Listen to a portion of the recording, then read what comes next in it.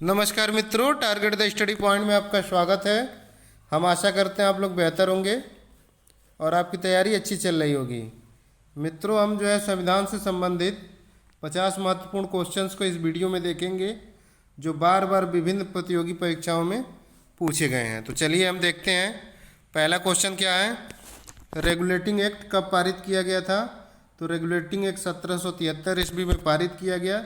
इसके अंतर्गत जो बंगाल अंग्रेजी क्षेत्र का गवर्नर था उसे बंगाल का गवर्नर जनरल कहा जाने लगा तथा कलकत्ता में एक सर्वोच्च न्यायालय की स्थापना की गई। आगे देखिए, महारानी विक्टोरिया को भारत की साम्राज्ञी नियुक्त कब किया गया? तो 1858 ईस्वी में महारानी विक्टोरिया को जो है भारत की साम्राज्ञी नियुक्त किया गया। अगला क्वेश्चन देखिए,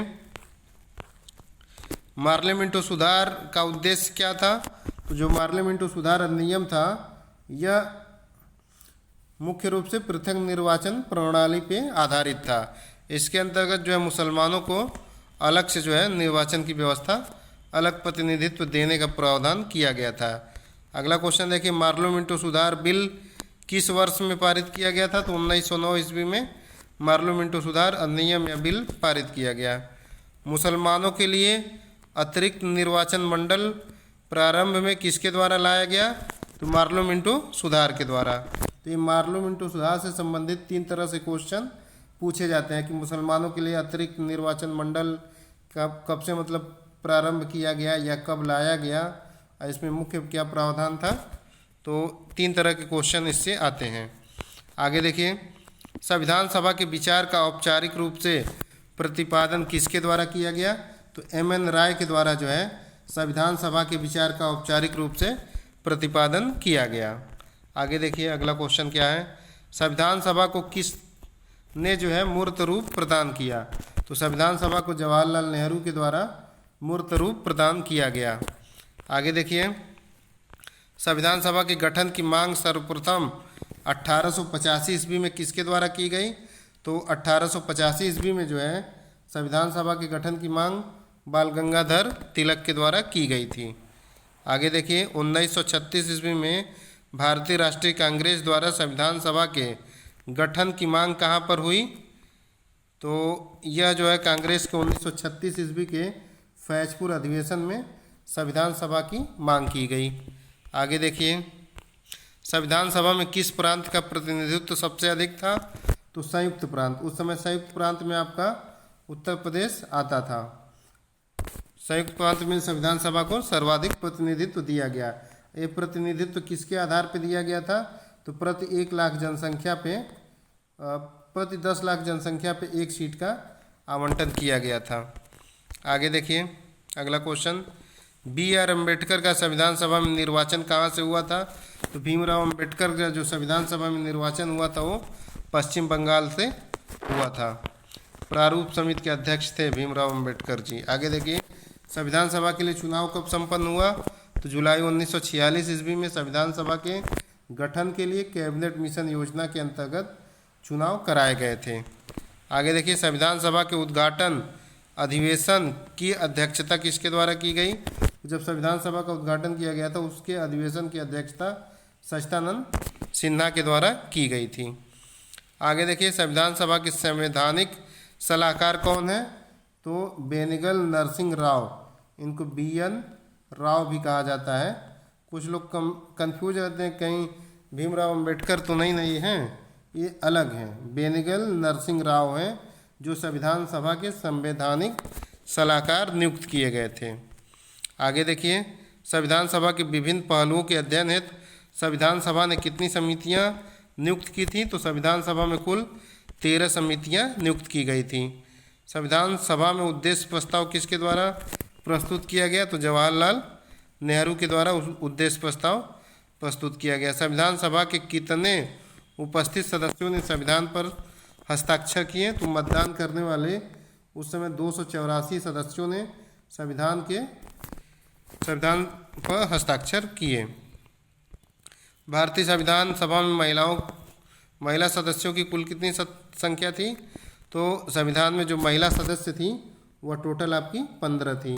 अगला क्वेश्चन देखिए, भारतीय संविधान के किस भाग को उसकी आत्मा की आख्या दी गई है? तो संविधान की जो प्रस्तावना है उसे संविधान की आत्मा की आख्या दी गई है। लेकिन जब पूछेगा भीमराव अंबेडकर के अनुसार, तो उनके अनुसार जो है संवैधानिक उपचारों का अधिकार है, जिसे संविधान की आत्मा माना गया है। भारत एक क्या है? तो भारत एक धर्मनिरपेक्ष राष्ट्र है। धर्मनिरपेक्ष का मतलब है कि राज्य का कोई भी धर्म नहीं होगा। समाजवाद का अर्थ किस में निहित है? सामाजिक न्याय में। असामाजिक न्याय जो है किसके द्वारा दी जाती है? नीति निर्देशक तत्वों के द्वारा। इसका जो है उल्लेख प्रस्तावना में किया गया है। आगे देखिए, संविधान के अंतर्गत भारतीय लोकतंत्र के आदर्शों को हम कहाँ देख सकते हैं?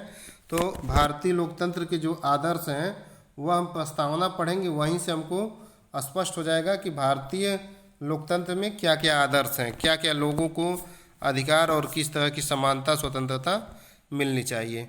भारतीय संविधान में किस प्रकार के लोकतंत्र को अपनाया गया है? तो भारत जो है एक लोकतांत्रिक गणराज्य है। इसका क्या मतलब होता है कि जो राष्ट्र के प्रमुख होंगे उनका चुनाव होगा, न कि वंशानुगत होंगे, चाहे कोई एक पार्टी सिस्टम है कि वही होंगे, ऐसा कोई सिस्टम नहीं है। चुनाव के द्वारा ही देश के अध्यक्ष का चुनाव होगा। यही लोकतांत्रिक गणतंत्र व्यवस्था होती है। भारतीय संविधान की प्रस्तावना के अनुसार भारत के शासन की सर्वोच्च सत्ता किसमें निहित है? तो सर्वोच्च सत्ता जो है जनता में निहित है, क्योंकि प्रस्तावना का पहला ही वर्ड है हम भारत के लोग। तो जो प्रस्तावना से ये स्पष्ट हो जाता है कि भारत के शासन की सर्वोच्च सत्ता जनता में निहित है। अगला क्वेश्चन देखिए, किस वर्ष भारत एक प्रभुत्व स्वतंत्र संपन्न प्रजातांत्रिक गणराज्य बना? तो भारत ने जब संविधान को अपनाया और संविधान को पूर्ण रूप से लागू कर दिया 26 जनवरी 1950 को, तब से भारत एक प्रभु स्वतंत्र प्रभुता संपन्न प्रजातांत्रिक गणराज्य बन गया। आगे देखिए, संविधान की उद्देशिका में कितनी बार संशोधन किया गया है? तो उद्देशिका में अभी तक जो है, उद्देशिका या प्रस्तावना में जो है अभी तक सिर्फ एक बार संशोधन किया गया है, और उसके 42वां संविधान संशोधन के अंतर्गत उसमें समाजवादी, पथ निरपेक्ष तथा राष्ट्र की अखंडता शब्द जोड़े गए हैं। तो ये भी पूछता है कि ये शब्द कब जोड़े गए संविधान की प्रस्तावना में? तो 42वें संविधान संशोधन 1976 के द्वारा। अगर पूछा जाए कि संविधान की प्रस्तावना में कितनी बार संशोधन हुआ, तो केवल एक बार। भारत के संविधान की प्रस्तावना में प्रथम संशोधन कब किया गया था? तो भारत की संविधान में जो है प्रथम संशोधन 1951 ईस्वी में किया गया है। संविधान में प्रथम संशोधन है, संविधान में प्रथम संशोधन 1951 में किया गया। इसके अंतर्गत प्रथम अनुसूची जो है जोड़ी गई है। भारतीय संविधान का प्राधिकार स्रोत क्या है? तो जो भारतीय संविधान का प्राधिकार है वह भारत के लोग हैं। आगे देखिए, भारत का संविधान किस प्रकार का है? अनम्य है। अनम्य का मतलब कि न बहुत ज़्यादा नम्य है न बहुत ज़्यादा कठोर है, वह बीच की स्थिति में है। अगला क्वेश्चन देखिए, भारतीय राजनीतिक व्यवस्था में कौन सर्वोच्च है? तो राजनीतिक व्यवस्था में सर्वोच्च जो है संविधान है। संविधान के अनुसार ही शासन प्रशासन को संचालित किया जाता है। अगला देखिए, भारतीय संविधान का अभिभावक कौन है? तो सर्वोच्च न्यायालय को जो है भारतीय संविधान का अभिभावक कहा जाता है। अगला क्वेश्चन देखिए, भारतीय संविधान में शामिल नीति निर्देशक सिद्धांत किस देश के संविधान से प्रेरित है? तो नीति निर्देशक सिद्धांत जो है आयरलैंड से लिया जाता है। नीति निर्वाचन, नीति निर्देशक तत्व और राष्ट्रपति के निर्वाचन मंडल जो है आयरलैंड से लिए गए हैं। भारत में सरकार की संसदीय प्रणाली कहाँ से ग्रहण की गई है? तो जो संसदीय प्रणाली है वह ब्रिटेन से ली गई है। एक संसदा विधि जो है, याद कर लीजिए, एक संसदा विधि ब्रिटेन। तो एकल नागरिकता, संसदीय व्यवस्था तथा विधि निर्माण की प्रक्रिया कहाँ से ली गई है? ब्रिटेन के संविधान से ली गई है, एक संसदा विधि। अगला क्वेश्चन देखिए, भारत के संविधान निर्माताओं ने न्यायिक पुनरावलोकन के विचार को कहाँ से ग्रहण किया? तो जो न्यायिक पुनरावलोकन की व्यवस्था है वह भारत और अमेरिका, मात्र इन्हीं दो देशों में है, और न्यायिक पुनरावलोकन को भारत ने अमेरिका से ग्रहण किया। इसके लिए आप जो है मौन्या सर्वे महाआपात याद कर सकते हैं। मौन्या सर्वे महाआपात, अमेरिका।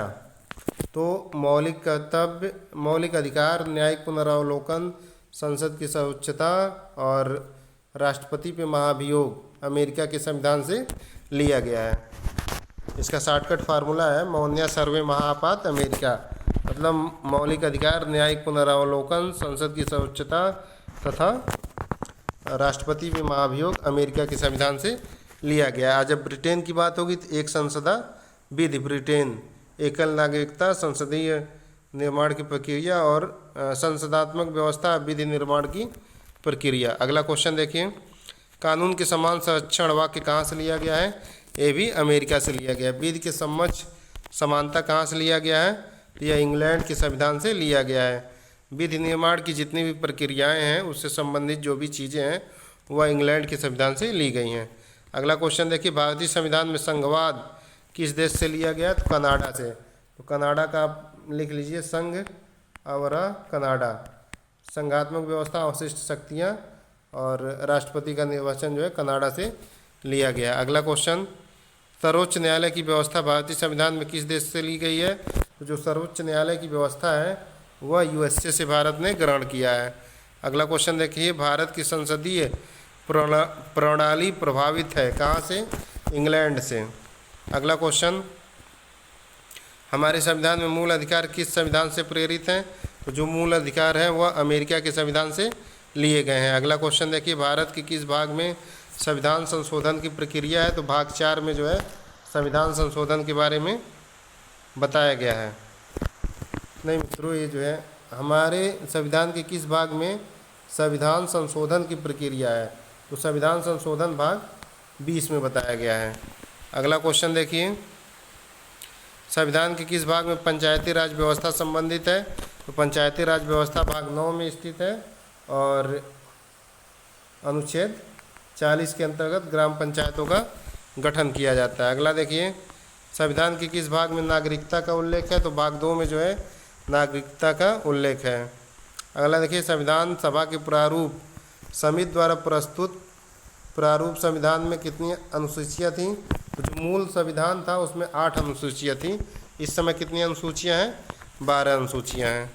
आगे देखिए, संविधान किस संविधान संशोधन अधिनियम द्वारा भारतीय संविधान में 9वीं अनुसूची जोड़ी गई थी? तो प्रथम संविधान संशोधन 1951 के द्वारा संविधान में 9वीं अनुसूची जोड़ी गई थी।